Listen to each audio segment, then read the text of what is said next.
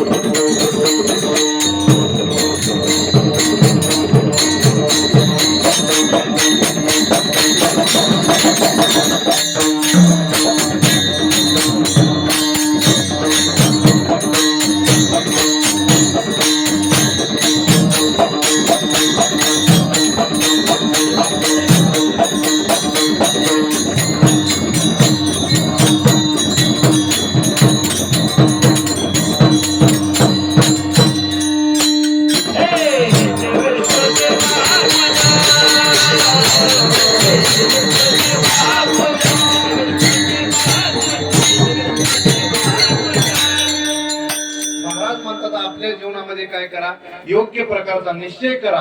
असा निश्चय केला त्या निश्चयाला आलेलं फळ म्हणजे काय, तर भगवंताची प्राप्ती. निश्चय कोणासारखा करावा, तर आमच्या विठ्ठल महाराजांसारखा करावा. किती निश्चय केला हो, 12 वर्ष पूजा चालू आहे, एकही दिवस खंड नाही. अशा प्रकारचा निश्चय करा. किती निश्चय योग्य निश्चय आमच्या महेश महाराजांसारखा करावा. महाराज ज्या वेळेस आम्ही गुरुवर्य माऊली काकांच्या संस्थेत होतो, लहान महेश होता, बारकाच होता, सारखा असा पोट वाजवायचा, सारखं. मला अजून बी महेशची मूर्ती आठवते. आज निश्चय केल्यामुळं किती सुंदर पकवाज वाजवतो. असा निश्चय आपल्या जीवनामध्ये असावा आणि त्याला आलेलं फळ म्हणजे भगवंताची प्राप्ती.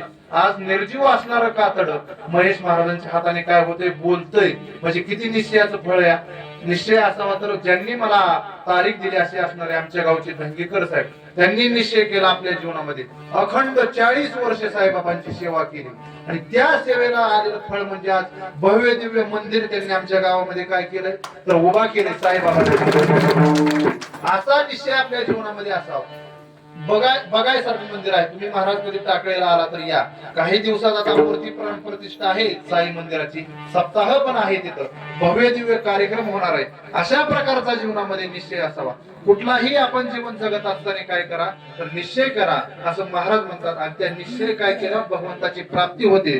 झालेली सेवा भगवान पंचमुखी हनुमंतरायांच्या चरणी, माते पित्यांच्या चरणी, गुरुवर्य आमचे कल्याण महाराज, तसेच आदरणीय कालिदास महाराज काळे, तसेच रोहिदास महाराज त्यांच्या चरणी, समस्त ग्रामस्थ परेडवाडी सपाटे महाराज त्यांच्या चरणी सेवा समर्पित करतो. तसेच आमचे वडील वाल्मिक महाराज यांच्याही चरणी समर्पित करतो. तसेच धंगेकर साहेब, आमचे बबरूबांची धंगेकर साहेब, ज्यांनी मला इथं संधी दिली. संधी देणं महत्वाचं आहे महाराज. कीर्तनकार भरपूर आहेत, पण बाबांचा माझ्यावरती नेहमी आशीर्वाद आहे, त्यांचे माझ्यावरती काय आहे, प्रेम आहे. त्या प्रेमापोटी त्यांनी मला इथं संधी दिली, त्यांचं मी काय करतो तर आभार मानतो. झालेली सेवा हनुमंतरायांची चरणी, ज्ञानोबारायांची चरणी समर्पित करतो. याच ठिकाणी